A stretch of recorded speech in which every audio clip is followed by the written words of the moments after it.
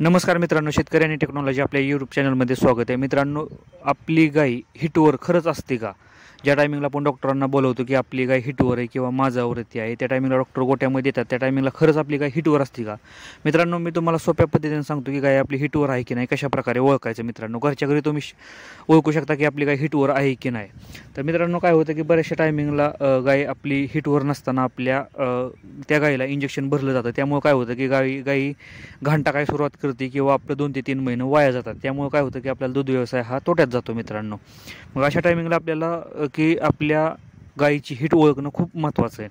तर मित्रांनो, काय करायचं की आपल्या गायी जर समजा 10 गायी आहेत, त्या 10पैकी 4 गायींची हिट सायलेंट हिट आहे, म्हणजे काय मुकामाज आहे, आणि ज्या बाकीच्या 6 गायी आहेत त्या गायी हिटवर आल्यानंतर ओरडतात किंवा दुसऱ्या गायींवरती झेपा घेतात. हे आपल्याला माहीत असतं की गायी ओरडते, मोठमोठ्याने ओरडते.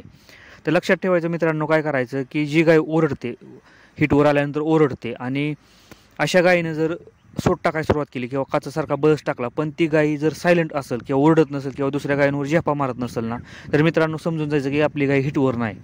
आपण काय करतो शेतकरी मित्र, की गायीनं सोट टाकायला सुरुवात केली किंवा बळस टाकायला सुरुवात केली काचासारखा, की गायीला आपण डॉक्टरांना बोलवतो. यामुळे काय होतं की हिथं आपण फसलं जातो. आणि डॉक्टर काय करतात, आलं की गाय हिटवर आहे, कारण बळस बघतात हिटवर आहे, आणि गायला इंजेक्शन भरतात. त्यामुळे काय होतं की गायीच्या गर्भाशयात इन्फेक्शन होण्याचे चान्सेस पण वाढतात आणि गाय खाली पण राहते, सगळ्यात महत्त्वाचं. म्हणून जी गाय हिटवर आल्यानंतर मित्रांनो ओरडते ना, मोठमोठ्यानं ओरडते किंवा दुसऱ्या गायींवर झेपा टाकते ना, ती गाय मित्रांनो कंटिन्यू ज्या टायमिंगला हिटवर येईल ना, त्या टायमिंगला त्याच पद्धतीने हिटवर येते. असं नाही की तुमची गाय ह्या टायमिंगला ओरडून हिटवर आले आणि पुढच्या टायमिंगला सायलेंट हिटवर, म्हणजे मुक्कामाज केला येते ना, असं कधीच होत नाही.